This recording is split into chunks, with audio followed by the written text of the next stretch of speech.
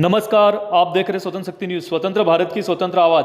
राष्ट्रीय राजपूत करनी सेना अध्यक्ष सुखदेव सिंह गोगामेडी के हत्यारों की 72 घंटे में गिरफ्तारी नहीं हुई तो करनी सेना करेगी उग्र आंदोलन। जीवन सिंह शेरपुर। अब खबर विस्तार से।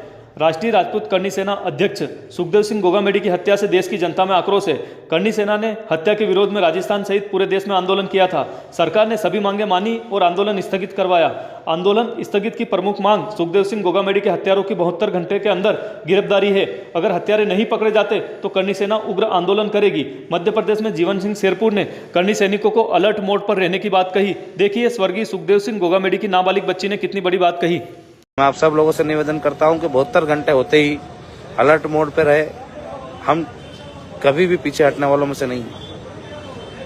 जान कल जाती हो तो आज चली जाए, पर संघर्ष अभी तक किया है। पीछे कभी पीठ नहीं बताई है, आगे भी नहीं बताएंगे। सभी का निर्णय था, परिवार का निर्णय था, सारी जो कमेटी बनी थी उनका निर्णय था कि हमको इनकी बात को मान। उर्वशी शेखावत, सुखदेव सिंह गोगामेडी की बेटी, और आज यहाँ सब इकट्ठे हुए हैं क्योंकि मेरे जो पापा हैं सुखदेव सिंह गोगामेडी, उनकी गोली मारकर हत्या कर दी गई है गद्दारों द्वारा।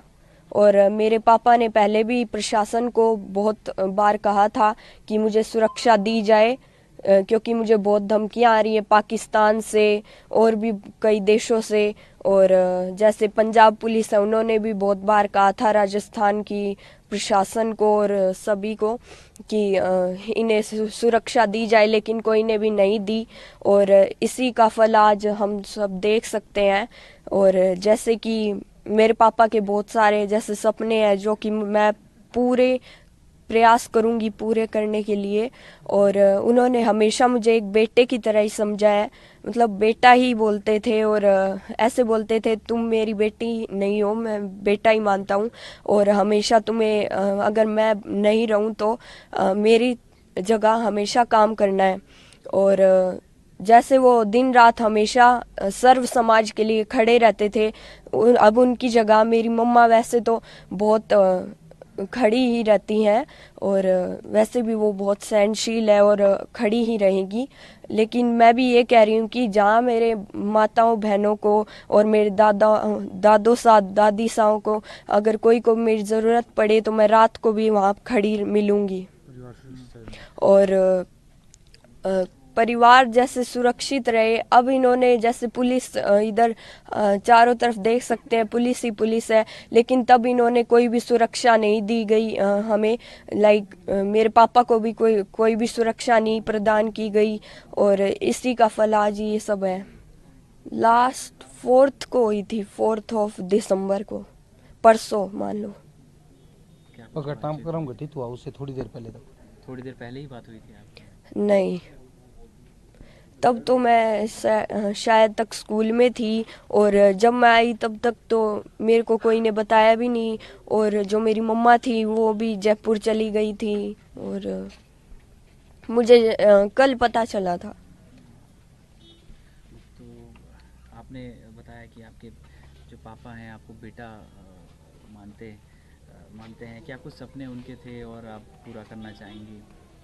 वो बस हमेशा यही कहते थे कि राजनीति में हमेशा तुम्हें आगे ही रहना है, और मैं ये सपना पूरी तरह से पूरा करूंगी।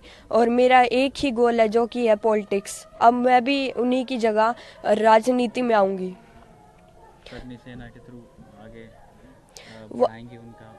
हाँ ज़रूर। जैसे मेरे पापा करनी सेना हो या सर्व समाज हो या फिर भादरा की राजनीति हो, विधानसभा क्षेत्र की राजनीति हो, मैं हर एक चीज़ में अब आगे ही रहूँगी।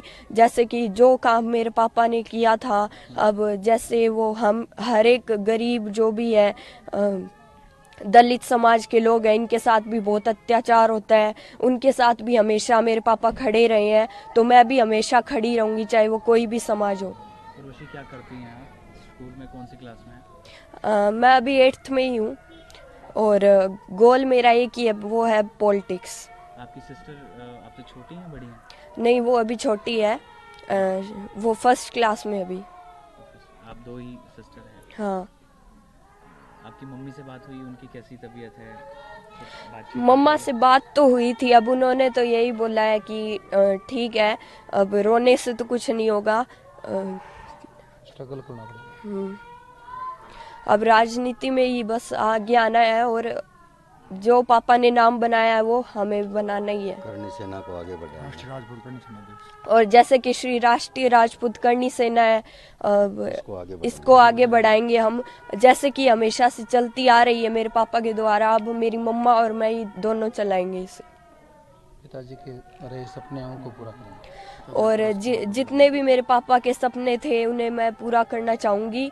और जो भी जैसे गरीब लोग हैं उनकी सहायता करने में तो हमेशा ही हम आगे रहे हैं, और आगे भी हम करते ही रहेंगे, चाहे वो कोई भी समाज के लोग हों। ऐसी कोई आवाज भी नहीं होने दिया। उन लोगों ने भी आराम से बात कर रहे थे, और वो हरियाणवी लैंग्वेज में बोल रहे थे। मैं पूछ भी रहा था कि आप इधर क्यों आए हो, एकदम नॉर्मली फ्रेंडली बात करते हुए जा रहे थे। फिर थोड़ी देर बात किए, फिर वो चुपचाप बैठ गए, तो फिर हम भी नॉर्मल होके फिर गाड़ी चलाने लग गए। और जैसे ही मतलब लाडनू के पास आने लग गए तो बार बार में बोल रहे थे, कभी सालासर, कभी सुजानगढ़, कभी हिसार, कभी चूरू, ऐसे बोल रहे थे। तो फिर हमने वहीं सुजानगढ़ में ड्रॉप कर दिया था उनको। आपको कब पता चला कि वो इतने बड़े अपराधी थे? सर जब मैं रात को आया था, लेट आ गया, 11:30 हो गए थे आते आते। तो दूसरे दिन जब मैं उठा था तो हमारे शॉप पे कोई नहीं गया था। तो मैं बोला गए क्यों नहीं, तो बोला आज मार्केट बंद है, किसी का हत्याकांड हुआ है वहां पे। तो मैंने न्यूज देखी थी, वीडियो देखे थे स्टेटस पे। तो स्टेटस को जैसे जूम किया तो मुझे लगा कि ये तो रात वाले लड़के हैं जिनको ड्रॉप किया था। तो फिर मैंने अपने घर पे बताई थी सारी घटना कि ऐसा हुआ था और इनको मैं ड्रॉप करके आया था।